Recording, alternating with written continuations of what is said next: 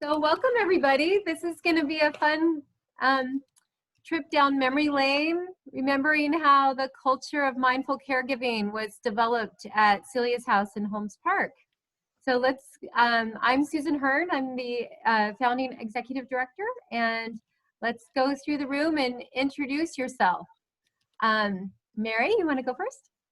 Sure. I'm Mary Piper. I was a hospice chaplain and a hospital chaplain, and I'm an Episcopal priest, and I joined in a little bit after the culture committee started in about the fall of 2017, I think. Oh. Carol, you want to go next? I'm Carol Miller, a retired Asante hospital chaplain, and I was invited to join as a spiritual support resource person to the committee by Dr. Forsyth in February of 2017. And I think as a larger group, we had our first meeting in June of 2017.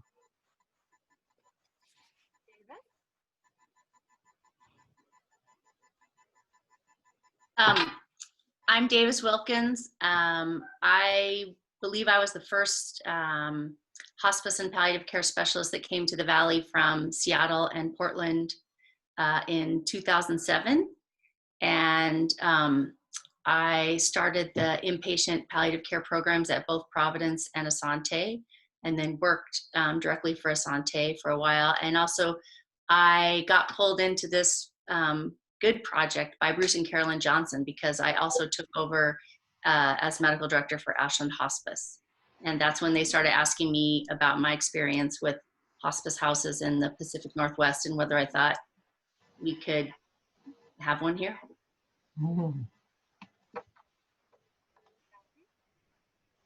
So I'm Sue Rouzie, and I was a designer in my career, a consultant in branding and packaging, but when I retired, I started to look into hospice care and went through the Zen Hospice Project training and was a volunteer there for a year, and was invited also to help with some of the assist in some of the trainings. And it was Paul Boettinger who invited me. He also had been a Zen Hospice volunteer for many years, and he was on the board at the time, and he invited me to get involved in the project probably around 2015, and now I'm a resident support volunteer and on the board and involved in a couple of committees. I'm John Forsyth. I'm a retired physician. I've been retired actually about 7 years before I became involved deeply with Celia's house at about the time of its inception. The last 20 years before I retired, I'd become increasingly convinced or concerned about the fact that although my profession brought a great deal of wonderful relief and reversal of reversible illnesses in midlife, that we oftentimes did not provide very meaningful care near the end of life. So this became a marvelous introduction and a way for me to invest my later retirement years, and it has been.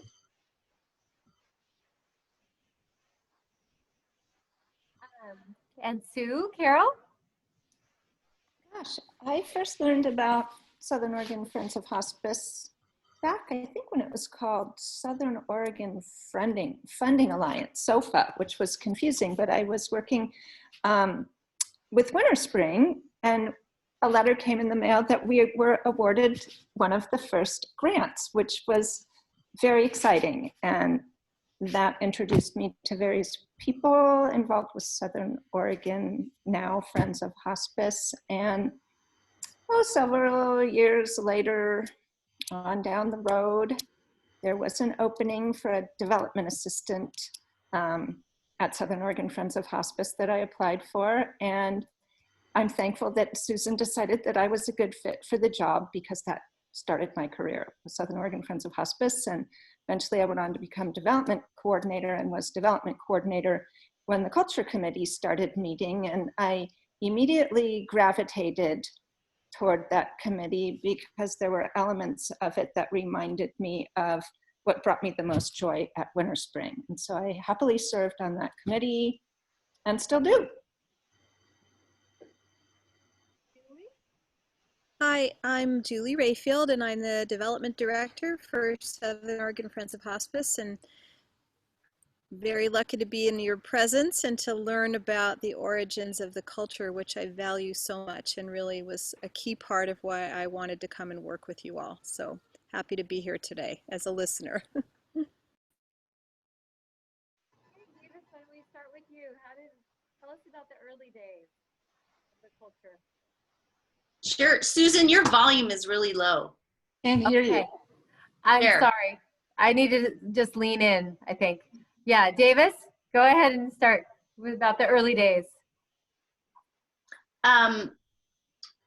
Sure. I think that when we started talking about having a hospice house here, we talked about some of the elements in hospice houses that we'd seen in different places in the world that we liked and that we didn't like. I think the things that we didn't want to emphasize, we didn't want it to feel cold or clinical like we saw some places feel. And we liked places that had a feeling of home, hospice houses that were either built to be like a home or that actually were in old homes, like now Celia's house is.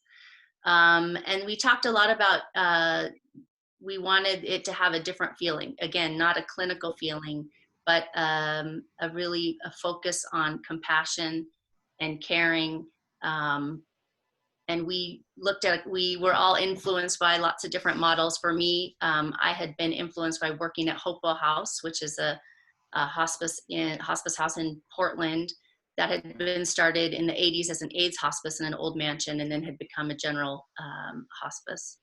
And also I had done some training at the Santa Fe, Upaya Santa Fe Zen Center, which focused on being with dying in a compassionate way.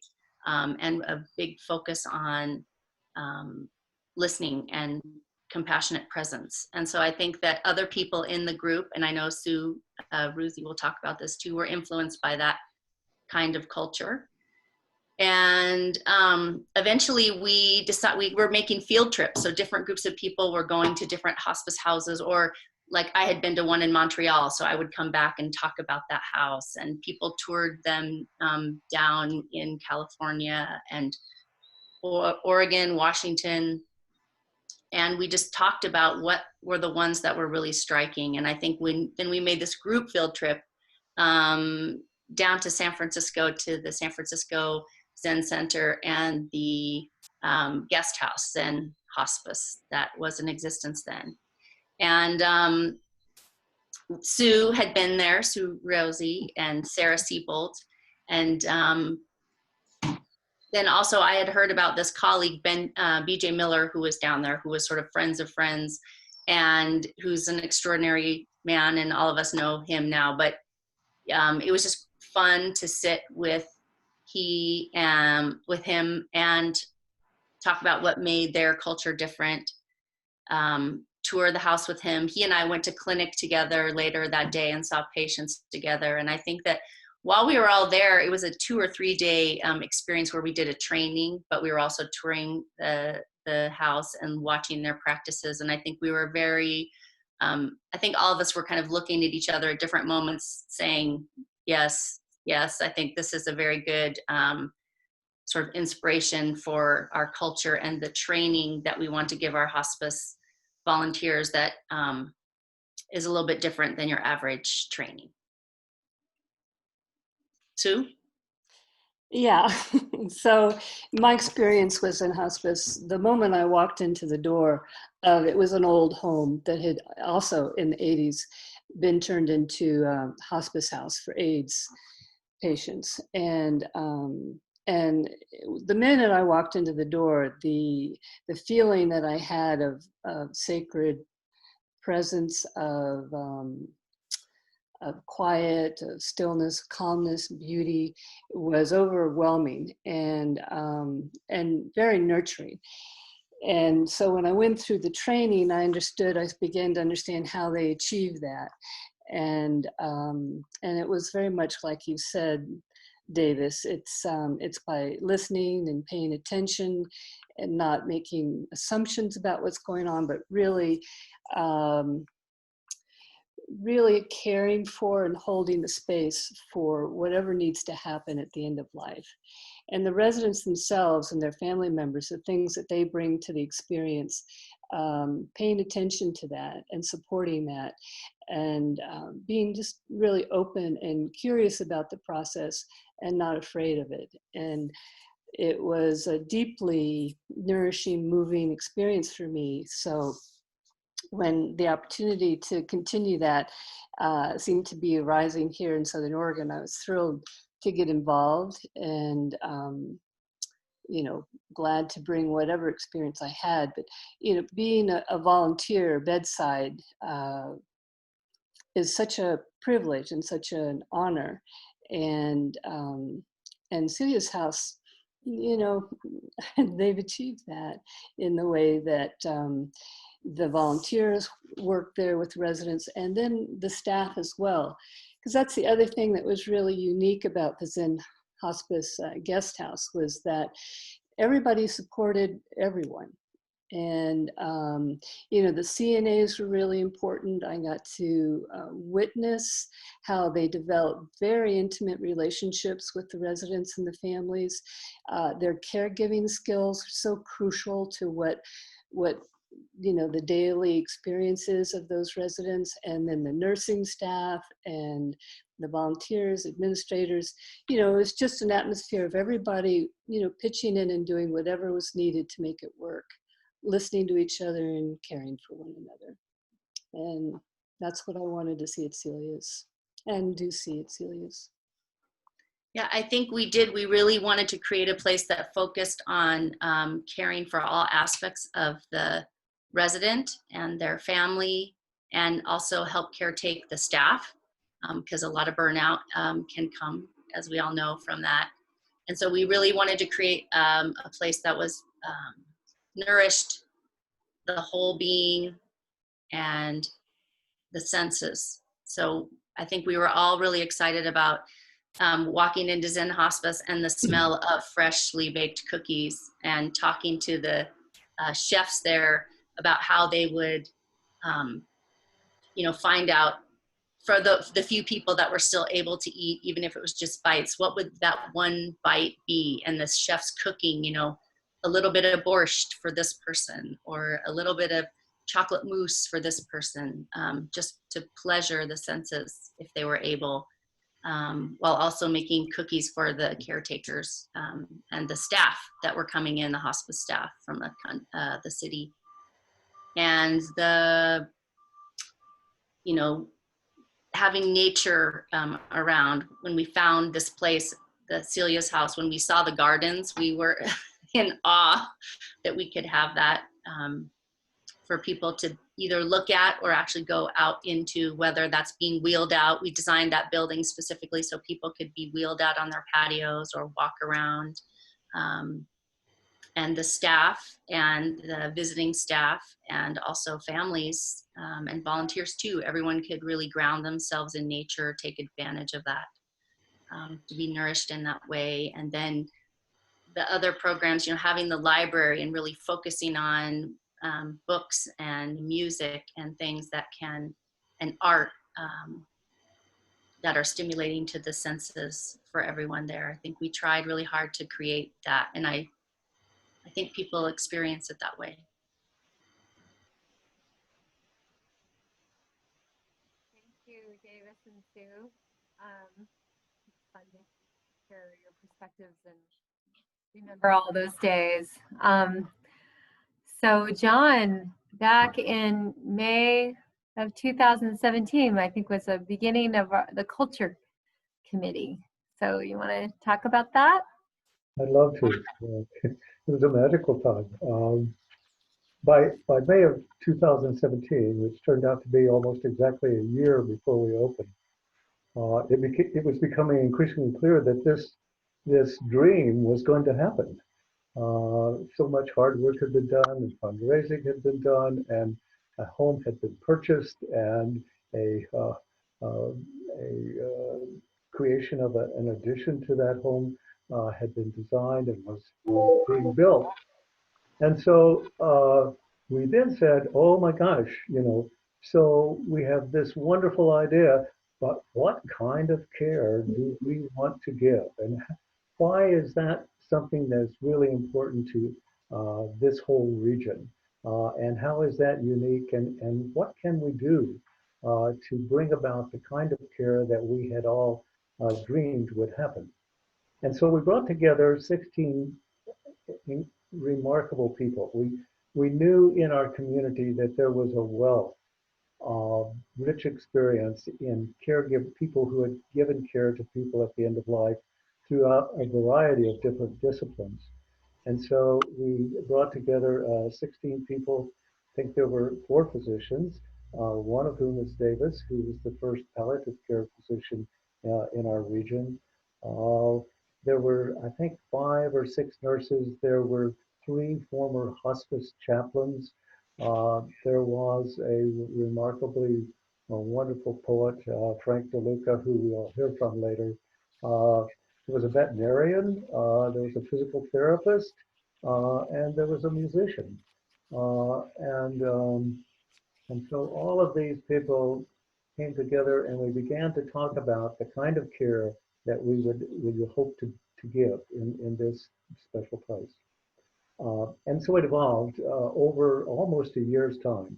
And we identified 3 areas that we wanted to address. First of all, what were the values that we wanted to bring to this place? And the second was, well, what aspirations do we have, both in terms of the care we give and in the terms of how we prepare ourselves to give that care? And then thirdly, we early on recognized we could have all the best values and all the best aspirations in the world, but it's what we actually do, the actions, that make such a difference. And so the third part of that triangle, if you will, values and aspirations, and the third part became the actions involved. And so we spent about 3 months talking about values, and finally condensed it down to 4 things: compassionate caring, respectful honoring, mindful presence, and inclusiveness. And then we switched to aspirations, and we took as our guide a book that had been written by one of the directors of the Zen Hospice in San Francisco, Frank Ostraszewski, called 5 Invitations. And we used that as a platform upon which to develop what turned out to be 7 aspirations. And the first of those was to offer the best possible palliative care. And that's a loaded phrase. To offer, we don't prescribe anything, we offer. We want it to be the best possible palliative care. And finally, and perhaps most importantly, we wanted it to focus on palliative care, not curative care, but palliative care. Palliative care in the broad spectrum of its meanings and applications.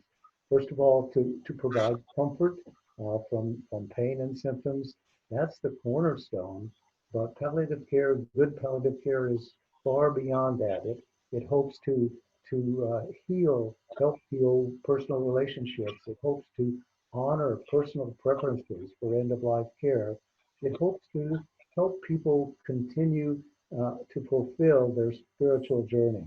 It hopes to bring a meaningful sense of well-being to all who are involved, from the person who is dying and their family and loved ones, and their caregivers, a sense of well-being at the end of life.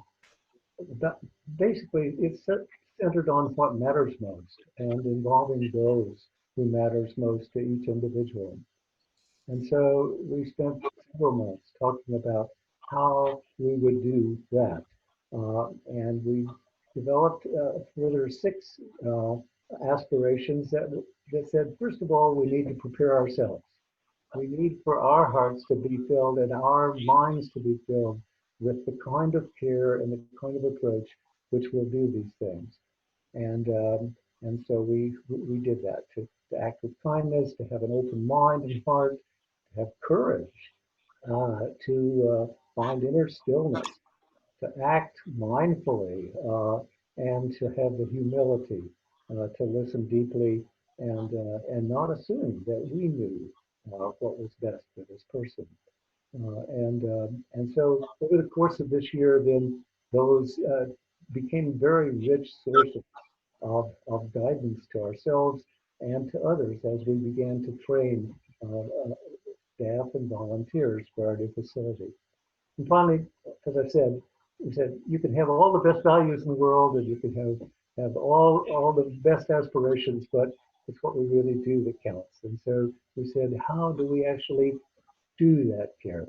And we thought there were several aspects of that. First, to pause and be quiet before we enter in, to observe carefully where this person and this family is at in this transition that is happening, to ask what matters most, not to that person and to that family, not to ourselves, and to listen, and to clarify and to validate those concerns. And then finally, to use that as a platform to follow through with each person's unique approach to the other one. Finally, at the end of all of that time, we said, isn't there some kind of central concept that brings all this together? And one of our members said, well, the Dalai Lama said that kindness is at the center of all that we do. And we thought, that's right. And so we put kindness at the center of this cultural triad of values, aspirations, and actions. So it was a mouthful. It was a bookful. It was an encyclopedia of approach, and it turned out to be very helpful. We used this as our guide to the training now over 120 volunteers in the giving of that kind of care, and it's that has provided the inspiration, and I suspect a lot of the substance of what has transpired since then. Hope that answers your question, Susan. Thank you, John. It's still ongoing in a way. Our culture committee still meets several times a year and talks about, are we really doing these things and how can we do them better? Yeah. Thank you so much. Okay, so I think we're going to move on to have Sue Rouzie, Davis Wilkins, and Sue Carroll talk about the evolution of the training program, the Culture of Mindful Caregiving training program, and how you came up with that, and kind of the early days of the training with that first group of those several groups of people. Who wants to start? Maybe Sue Carroll? Well, I have a feeling, I'll probably say the least, but I do think that, again, at the heart of the training was, we said, I think having worked with training hospice volunteers myself, I think and then Sue, Rouzie, having been at Zen Hospice and experiencing their training, and then Sue Carroll working with Winter Spring, I think all of us were really aligned, as well as I think the whole committee, on the fact that we wanted our training to be very experiential. So a lot of times hospice training can be very cerebral, or sit in your head, sit in a room and read a book, and here's a lot of things you can know. But we said we think there's some things that everybody needs to know. So we agreed there'd be this kind of basic training for everyone to kind of orient to the culture and to hospice for about 10 hours. And then we said, and then we'll have a more expansive training for people who actually want to be at the bedside, because there'll be extra things that those people need to be aware of. Like John said, having that pause before you go into someone's room. We want all of us to be pausing and checking in with ourselves too. Where are we? Where's our head? What's our motivation?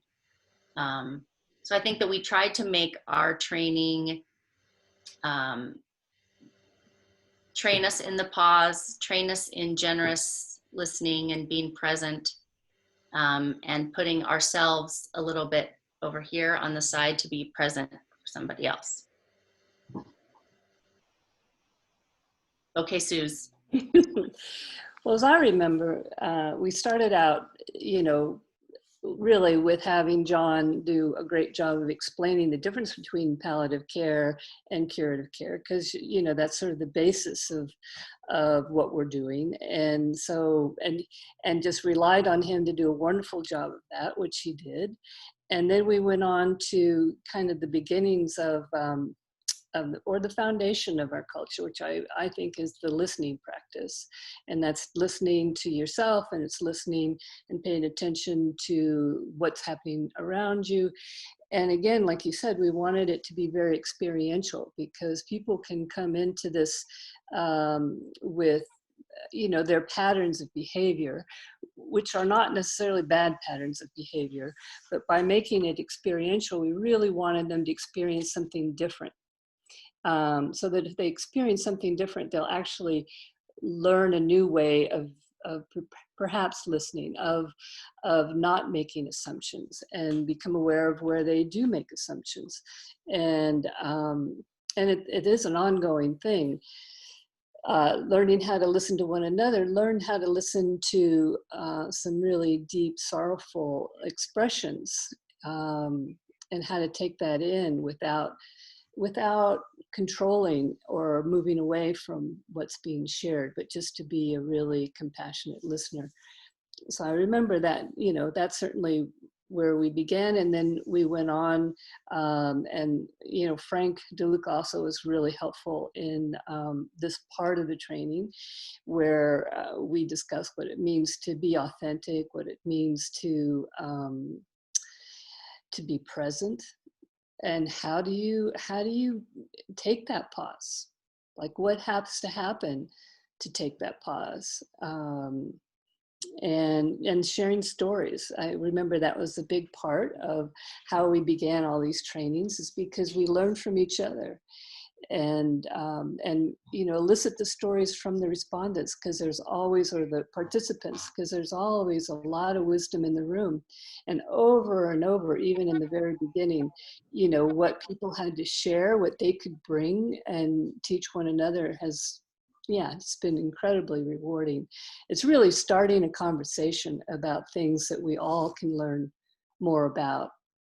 And then, Sue Carroll, we brought in the loss exercise to help people, get in touch with their own relationship with death, because this is really talking about being around death on a, regular basis, and being around loss on a regular basis. And how do we deal with that? And you really have to, and we can spend a lifetime really coming to terms with it, but how do you start coming to terms with it so you can actually be of some assistance to somebody else?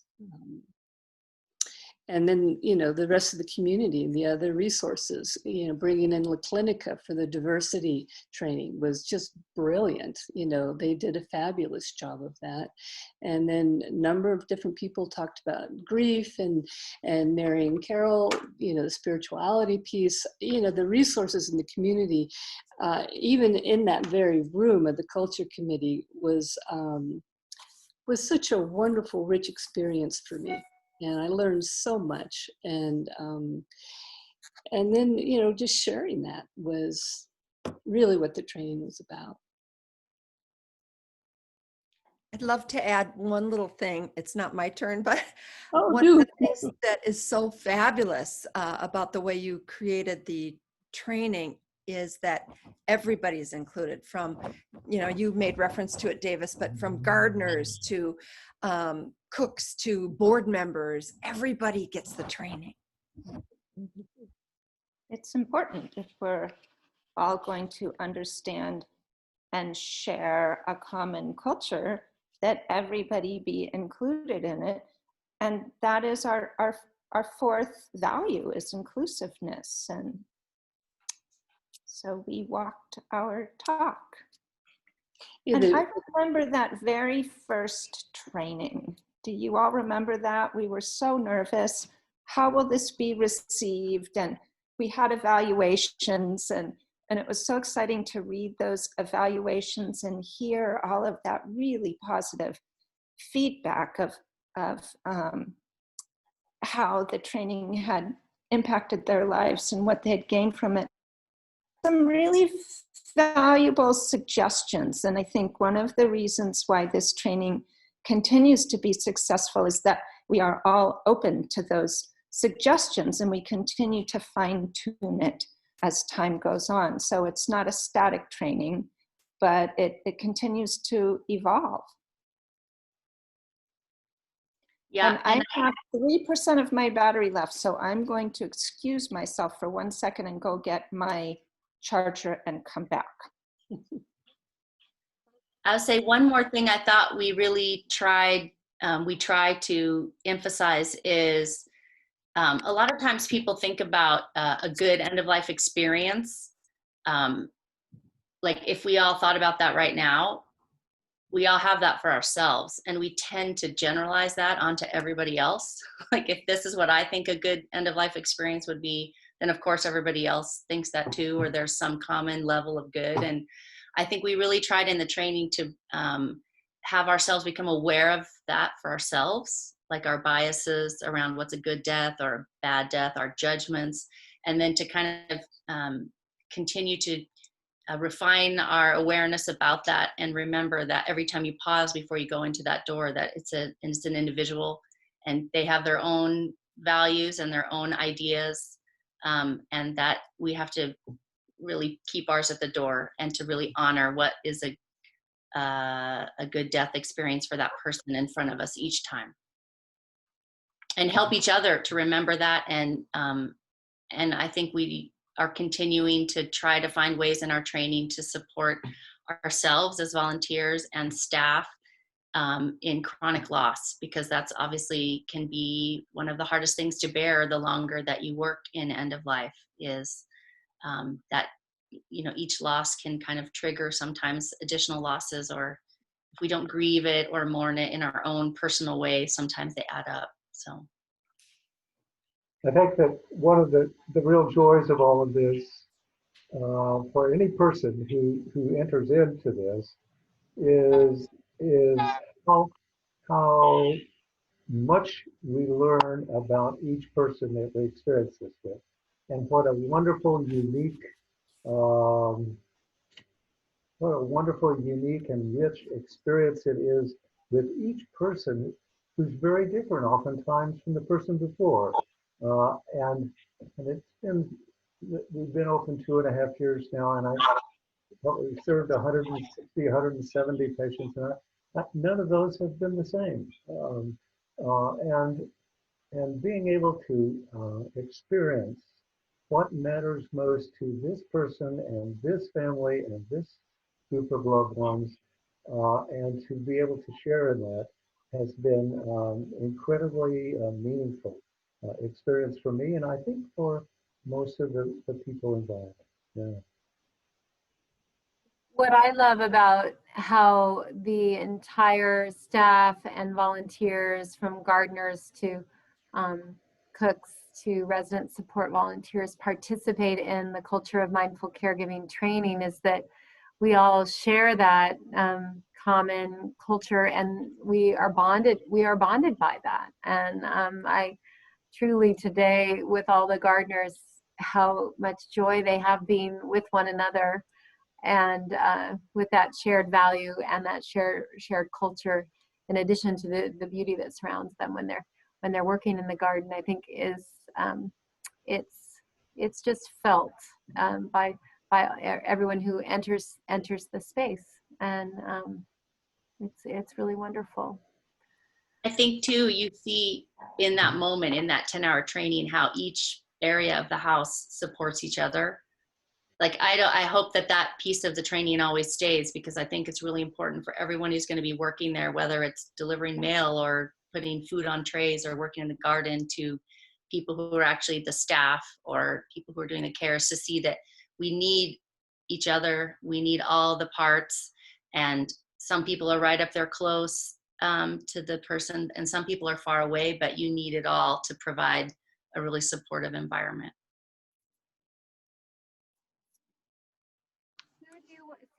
Carol, do you want to talk a little bit more about the resident support volunteer additional training?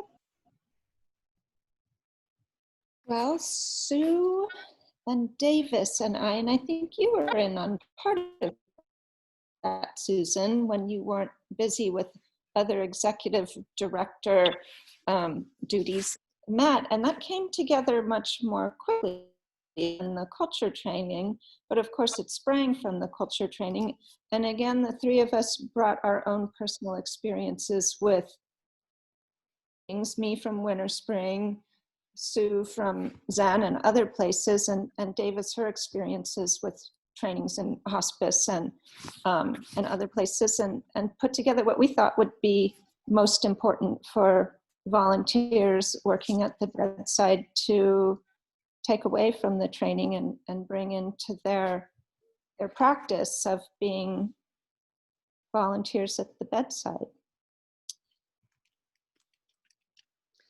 I think one of the important things that emerged out of that, again, very experiential, is to try and replicate some of the types of conversations or situations people might be in that would be difficult, and let them, you know, realize, oh gosh, maybe I won't know how to deal with this, and if I don't, what do I do?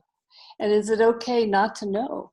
And is there a way to go into something not knowing and find out?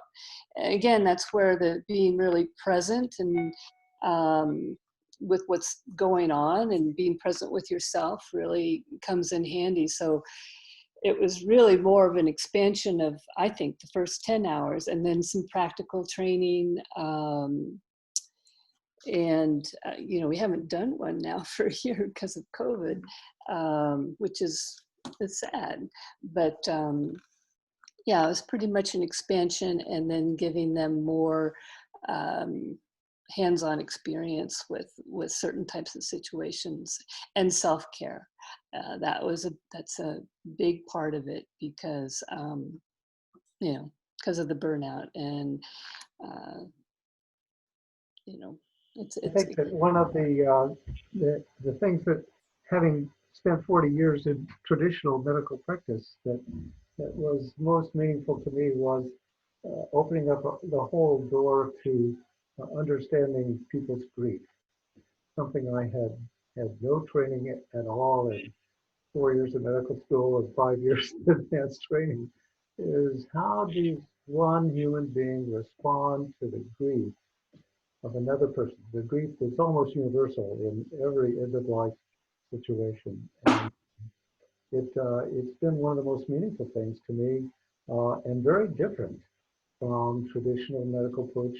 And one of the things that makes Celia's house and the experience there so important, I think, and unique in our part of Southern Oregon. Yeah. It is a unique approach. So while we were planning different modules of the training, we decided it would be important to start with a panel of experienced hospice volunteers to speak about their experience, because it was quickly apparent that there was some anxiety about starting in that role of being present with people at the bedside. And to hear from each person on the panel each time that, yes, they were nervous too. Nobody walks into this being an expert. And there comes a time when you stand outside the door, you take a deep breath, you open the door, you go in, it's your first time. And to hear that repetitive, hearing it from other people somehow supports that fear and helps reduce it. And that was an important part of the training too. And a lot of bonding went on. I liken it more to a personal growth experience than a training. And having the hospice nurses come in and actually talk about more the detailed stages of dying that, you know, that a person goes through, both in terms of grief, but also the physical aspects, so that when they see something, they're not, well, it's still difficult the first time you start seeing over and over the disintegration of capacities and of the body. but getting them really used to things like that, and the hospice nurses that we brought in were just fabulous with that, with the way that they shared 10, 20 years worth of experience, funny stories, enriching stories. I think that was very helpful and then they could ask questions and get some of their most frightening scenarios out and get some answers about what that would be like. I would just second that too. One of the most enjoyable parts of all of this to me was engaging with that remarkable group of hospice nurses and hospice caregivers who were already had created a wonderful hospice movement here in our valley, and collaborating with them now over the last 2 years, actually on a day-to-day basis.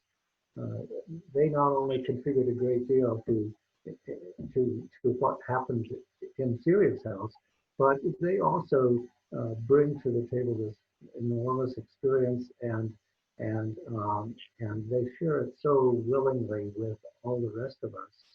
And we do that focused upon each individual person and family at the bedside. Right? That's been a wonderful part of all this. I agree. Yeah, that was very purposeful that we had the nurses. I know we should move on to spirituality, but I just wanted to say, people kept saying, "Oh, Davis, you should do it, or you should have the doctors teach about the physical symptoms and the body." But it actually was really more important to have the nurses do it, because showing people that it's not just the doctors that hold this specialized knowledge. All of us being at the bedside can teach each other to kind of de-hierarchize this system, so to speak, and to show people that it's anyone can be present. You just need a little bit more information, and it's not some lofty thing you need degrees and decades of training for. I want to put in just a word about the social workers too. We had the trained hospice social workers with 20 years plus experience working with families and talking about difficult family dynamics and how you might approach a situation that might be challenging between family members in an end-of-life situation. And I've always loved that the hospice benefit does see the whole family as the recipient of care. And Celia's house is really designed to support the whole family, and including having places for family members to stay the night and food for the family members, but also the training of our resident support volunteers of ways they can be supportive of the family members as well, and what you might do when things get complicated, and the social workers that come to speak with the resident support volunteer training help with that as well. So moving on to Carol and Mary and our wonderful ritual committee and all the things that you developed that are now part of our regular routine. So go ahead, Mary and Carol. Is she pointing at me? Yes. Yeah. Go for it. Okay. Well, one of the things that became apparent to us was the need for spiritual tools to be available for residents and family members and staff. And so we identified a cupboard within the sanctuary library that between several of us, we contributed a number of items that would enhance people's spirituality, because we know that, oh yes, there we are. We know that at end of life, these things take on an extra special meaning. They bring comfort, they bring a sense of connection to their spirituality and their religious traditions. And so it was important to have items that were available across traditions. We had candles, we had a menorah, I shouldn't say had, past tense, because it's all there. Candles, menorah, rosary beads, holding crosses, prayer flags, sacred texts, various statues, and we brought items from the beauty of nature, rocks and shells that people often connect very deeply with. And we found that that was something that people could either spend time in the library with or could take back to their rooms and have for the duration.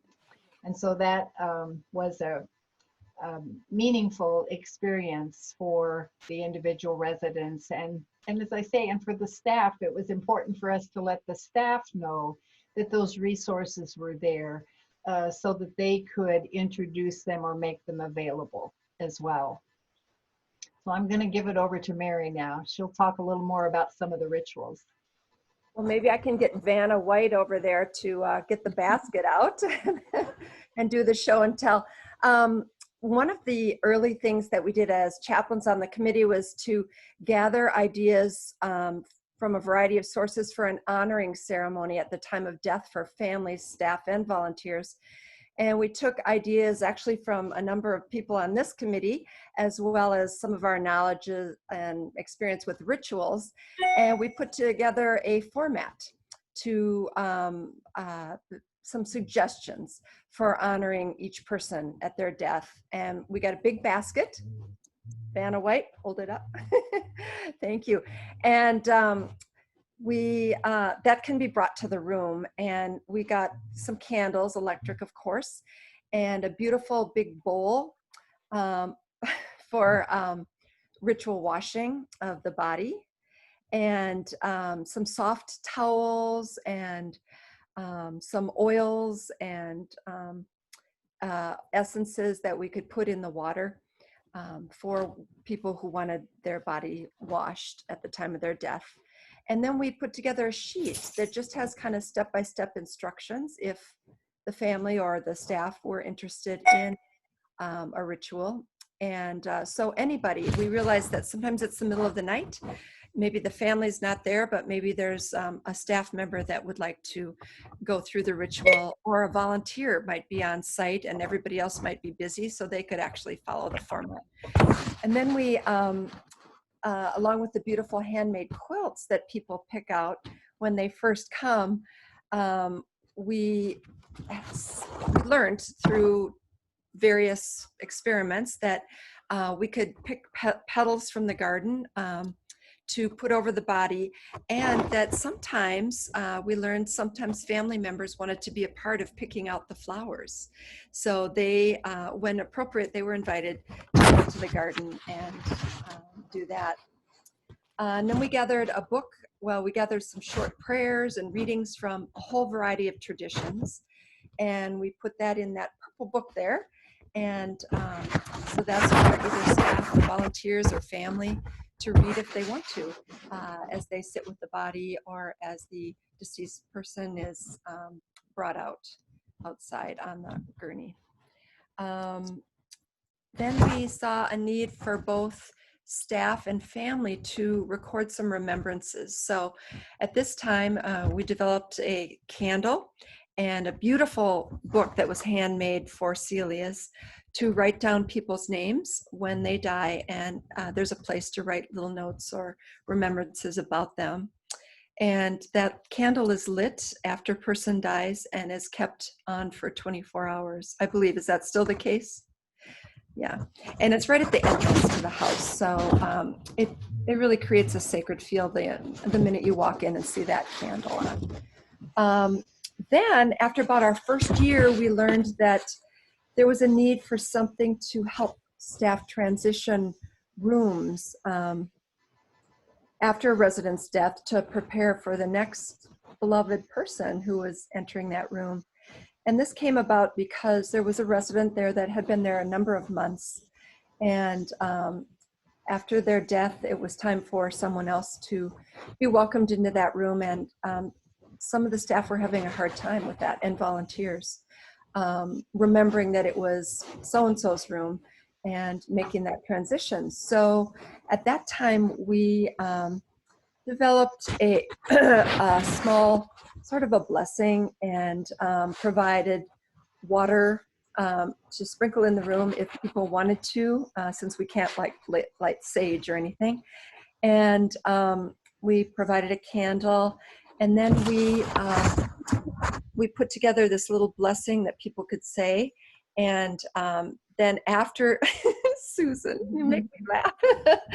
And after that, there's a sprig of lavender that's placed on the door. So the whole staff, that's the sign that the whole staff knows that that room has been honored, and that person has been honored in some way after they've left, and it's time for a new person to be welcomed in.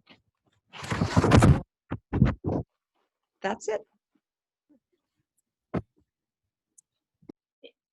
I think it's one of the things that makes the house really special and unique. You know, at Ashland Hospice, when some of those nurses are now the nurses that work, like Brenda and some of those nurses, and we did ritual bathing. I think we were the only hospice in the Valley doing that. And it was something that people commented on a lot. I mean, obviously it's not for everybody, but many people had come from other cultures or had, you know, grandparents or people in places who did that and never had that opportunity. And I think it's very moving, and it does bring us together around someone's death in a very physical way. And it's a place where the family, if they want to be included, are there. The staff, the volunteers are all coming together with love and tenderness for someone's body. It's really powerful. And I love that you all came up with that whole basket to support everybody. It occurs to me as a person listening from the outside that part of the specialness of these actions is the mindfulness that went into creating them and to identifying them. And it occurs to me that part of what is important going forward as we have transitions in our own staff is to find ways to renew the current staff's investment in these rituals, you know, that they're not just now on a piece of paper that somebody else developed, but they still continue to be fresh and part of the giving of the individuals who are in the house at this time. So just something to consider as you are reflecting on how they came about, that is part of what makes them special, is the investment that all of you had in creating them. And it's important for our staff going forward and anybody trying to replicate this model, that there continue to be opportunities for the real investment of the current people in those same kinds of ritual development. I think it's important that you keep having that as part of the training. Again, you know, hearing that maybe some of the trainings will be modified or something. I think it's important for all volunteers at the house to have familiarity with that basket and what that means, and all of the staff who are going to work there to touch those things, to read through those things, to, while they're still training and orienting at the house, to witness some of those rituals, like the outdoor ritual or a bathing ritual or room clearing ritual. Like, that's important, because it's not, you don't do that for every patient, but it's helpful to have experienced it so that when it feels right or someone asks about it, that the staff is right there ready to. One of the beautiful things too is talking to the CNAs or the night staff, and they set up the room beautifully, whether family's coming in or not. They take lots of loving care of each person after their death, even if it's at the middle of the night and nobody else is noticing. It's a beautiful thing that the staff does.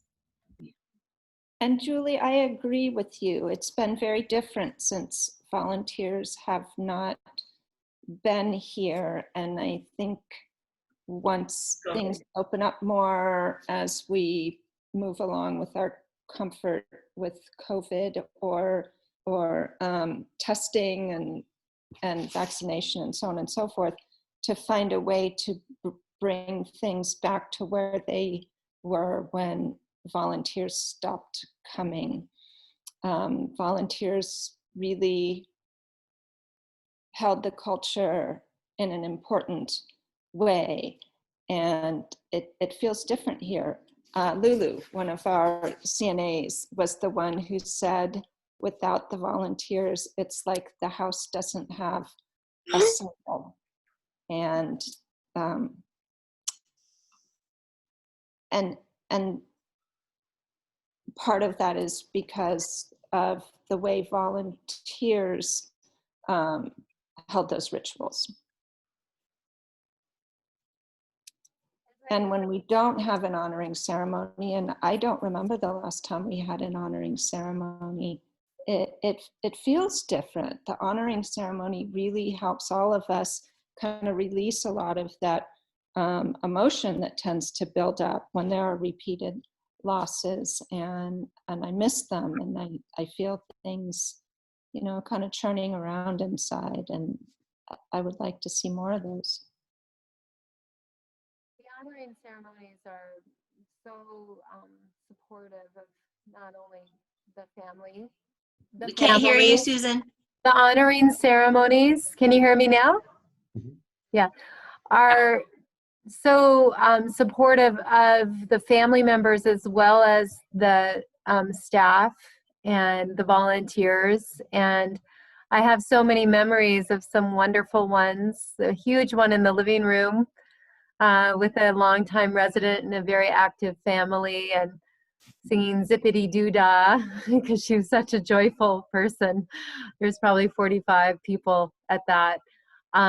Beautiful, more private ceremonies where people wanted to have their honoring ceremony in their own room, but the aftercare that the staff did, and beautifully holding that person in the room and having the family participate more privately. And then the honoring ceremonies that are our tradition, outside the elevator entryway, the honoring ceremony with the quilt and the flowers. And I'm thinking of a specific example, John, where we had a very short visit of a resident where the care was maybe just 3 or 4 hours of the person while they were alive.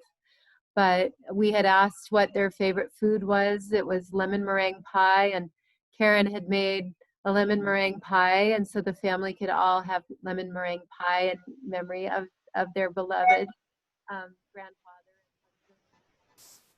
And then the young grandson was able to go outside with Dr. John and pick flowers and have something to do, you know, have something to do with his grief. I think a lot of us need something. What do we do now, you know? And it gives people that opportunity to get out in nature and pick the flowers and think about maybe what their favorite color was or their favorite plant was, and bring that back. And then, you know, whether there's no pressure, you know, when we put the quilt over the body and we do the petal ceremony, you can just lay that on. If you don't have words or you don't want to say anything, that's fine, but it's an honoring experience, and maybe you do want to say some words, and you get to hear from all the people that cared for that loved one, what they remember and their stories about taking care of the person they cared about, and knowing that the caregivers that took care of them at the end of their life also connected with them. And then the folding of the beautiful quilt that's been handmade and selected for that individual, and giving that to the family with all the flowers that have been blessed inside of it to the family to keep as a memory for them, is it's just a really beautiful tradition. And I certainly hope we continue to do that for many, many, many moons. I think So, that It's another manifestation of a pause. Like, it's a pause for staff, it's a pause for the volunteers and for the families. It's important. it reminds me, you know, the old visual image of dropping a petal in a pond and seeing the waves ripple out. And those waves, those little ripples, are many and complex and marvelously meaningful, and ripple out through our entire community. And it just always reminds me when we have one of these how often those memories of that family and those people come back to help sustain us and to sustain their family. And it's hard to know what those will be. You know, they're as many and varied as there are people and families. So I want to talk just a little bit about the volunteer shift change, Sue Carroll.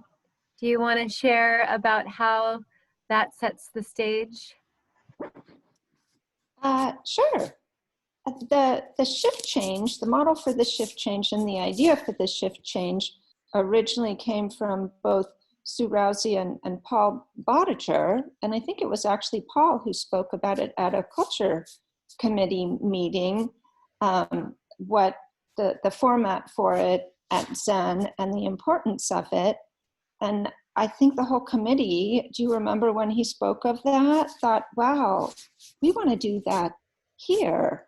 And it reinforces a lot of the training. It gives us an opportunity to debrief whatever might be building up inside, or let go of something before going onto the floor, and a chance to practice our generous listening and some moments to just be calm.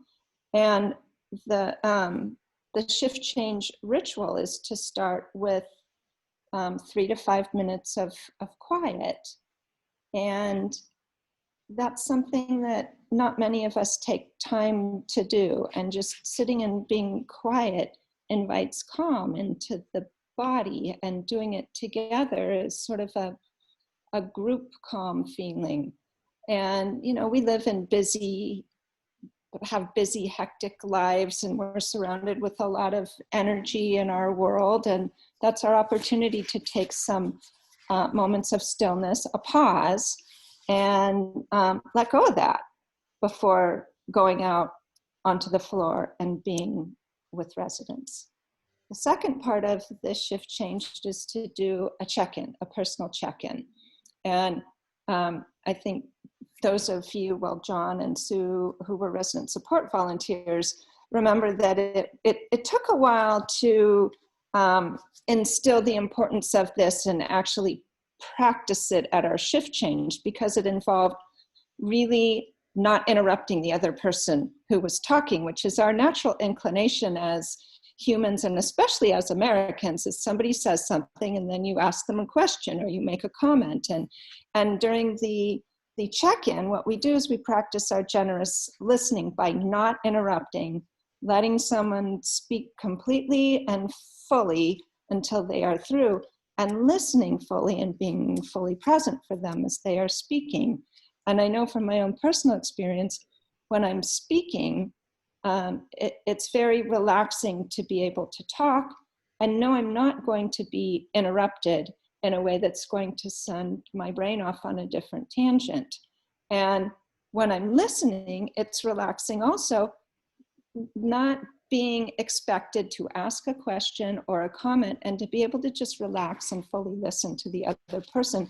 And that's what we want to do with our residents and our families when we're in service at Celia's house. So we practice that as the second part of our shift change. And then, because we are human and Americans and we like to do some chitty chat with each other, the third part is the check-in about the residents in the house, where volunteers and I can share information that we know, ask questions, get an update on where the residents were when the volunteers who have just come off shift, what they observed and witnessed when they were on shift, and for the volunteers coming on shift to ask them questions. And then after that, the volunteers who are wrapping up their shift leave, and the new ones go out onto the floor. And I think it sets the tone for the experience that they're going to have when they're out there being with our residents. Sue, would you like to add anything to that? I think you gave a great description, Sue, of what we do and what it's about, and definitely being able to kind of empty oneself when you arrive, and get in tune with your shift mates, and what happened in the house beforehand is really important. And then also at the end, kind of letting go of what did happen during the shift, and kind of letting those feelings and that experience kind of find a place of rest before you go out in the world. It's very helpful. And yeah, I wish everybody could do it. I wish our nurses could do it. I wish our administrators would do it. If we could add that in, I think it would be tremendous.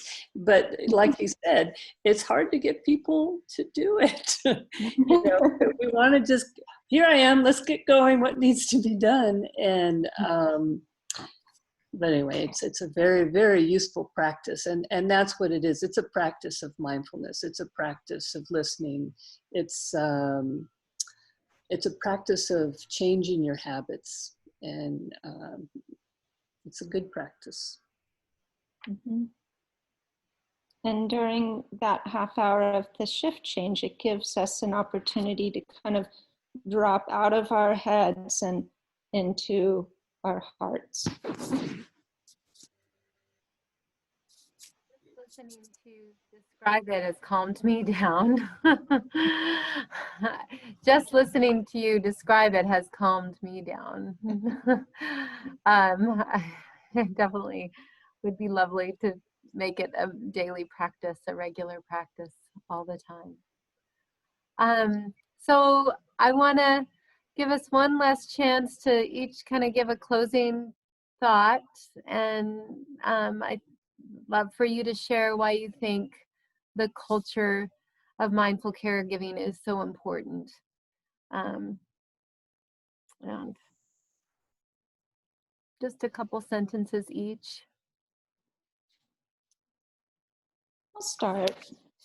My office is by the old front door, and before COVID shut things down, I would greet people as they were coming or going. And what many people said, perhaps most people said when they first came to Celia's house, was that they noticed how calm the environment was and how much they appreciated it. I still hear that now that I'm at the greeters table. That continues on. And I think it's that calm that is created by our culture. Our control culture is like a container that holds that calm, is what helps people to relax, be present for each other, and do the inner work that they need to do during, or would benefit from doing during the final days of their lives, or being present for their loved one. And I think that's one really important gift of our culture. There are many others that I'm sure you each will share.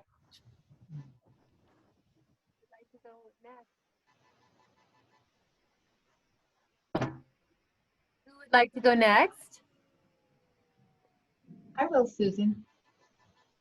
For me, it is a combination of the history and the beauty of the physical space, and then our very intentional and collaborative effort in creating the culture of mindful caregiving that all comes together to create a lived experience of sanctuary. When I walk in, I feel sacred sanctuary there. And I think that's the experience of our residents, and I think that's the experience of those who serve our residents. It's a lived experience. It's part of the fabric of the space, and I think it's deep in the fabric.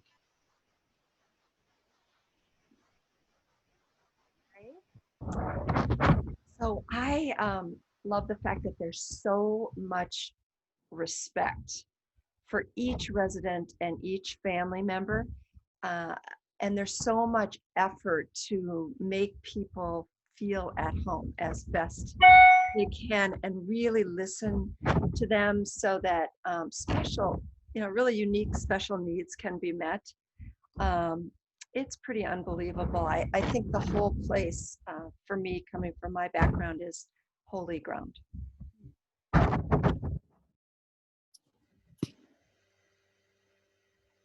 Frank DeLuca. Would you like to share why you think the culture of mindful caregiving is important? Sure. Why it's important? Can't think of anything else that's important, meaning that what a remarkable time in people's lives to be interacting with people that they don't know, and to have those people they don't know do their best to be present with them and to be human with them, and to all share in that environment that I think I've heard from the last comments I picked up here as I came in. There is a sense of sanctuary when you just come up that driveway and walk into that house. It feels like you're in a different world, and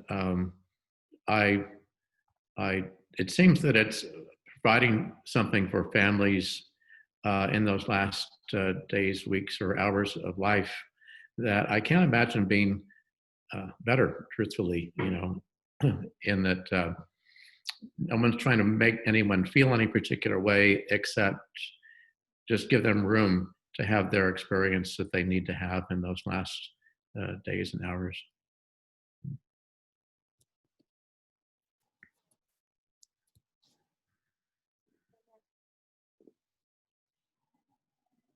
I guess I could go next. I think what has made Celia's house special to me is the sense that we together created a way, and we created a true community of really compassionate caregivers who took these wonderful concepts and ideals and took them to the bedside and maybe made is too hard a word.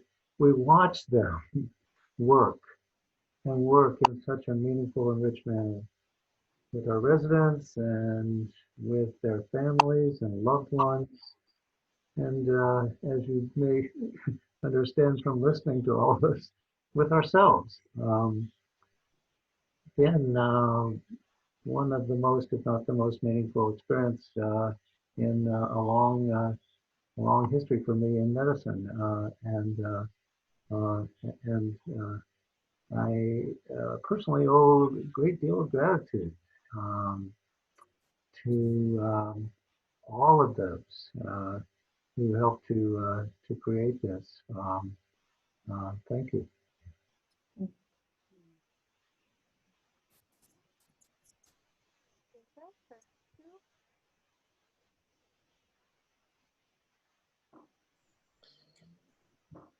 Well, for me, everything that's been said so far, I agree with wholeheartedly.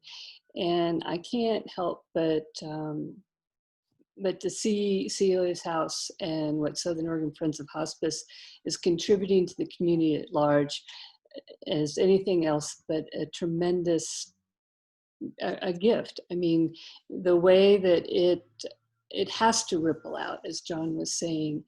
And I just feel so much in my heart that every time somebody has a chance to finish what needs to be finished before they die, that has a remarkable effect on the rest of their family, their community, and the world at large. And I think Celia's house is just a tremendous gift to the Southern Oregon community. And it's just wonderful to be part of it. And all the principles, they apply to the rest of life too. It's, for me personally, it's a way to practice everything that I believe in.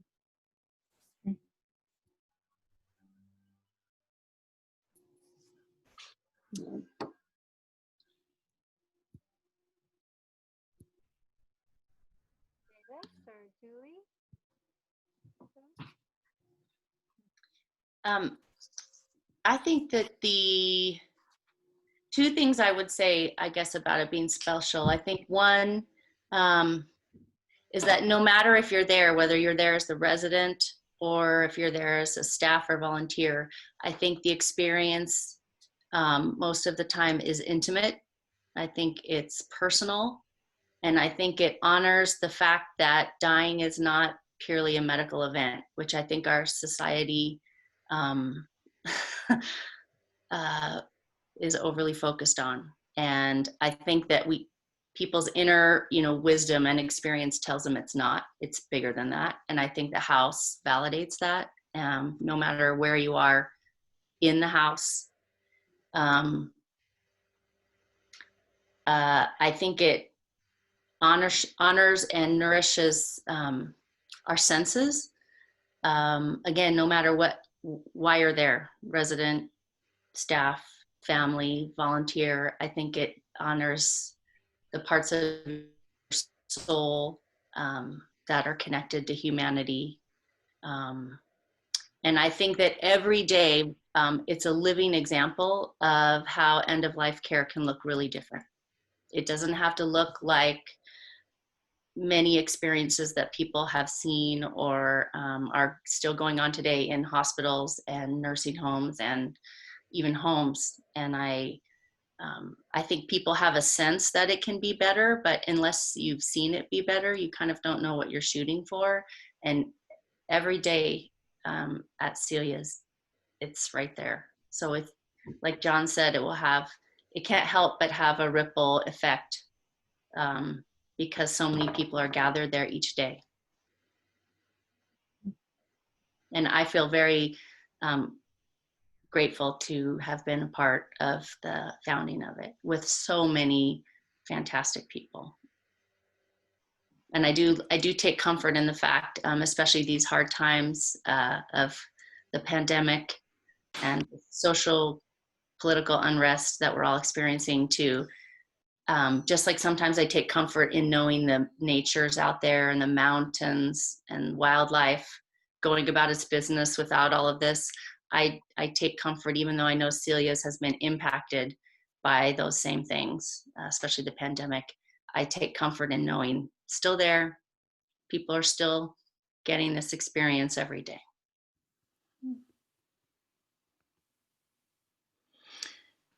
If I might add, again, as a new person coming on board late into the process, this is a rare place because it's one of the few places in which people can talk about these meaningful, soulful issues outside of a church. And, churches, as we are experiencing now, are not necessarily places of peaceful reflection and are actually now reflecting a lot of the division in our world. And so having, in some ways, a really powerful, neutral place in which people can reflect, discuss, engage with others around soulful questions is really, really important, not just for our residents, but for all of us. And I'm really happy that I'm part of it and look forward to doing my best to carrying forward, these beautiful words and thoughts and intentions into the future. So thank you. Susan, one final word, and that is how grateful I am and how much gratitude I think we all have for the heart and soul and energy which you have brought to every step of the way to all of this.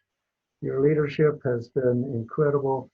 Your compassion has been very deep, and we will grieve our loss of you while carrying on this tradition that you have been so instrumental in helping us bring about. So thank you. Thank you.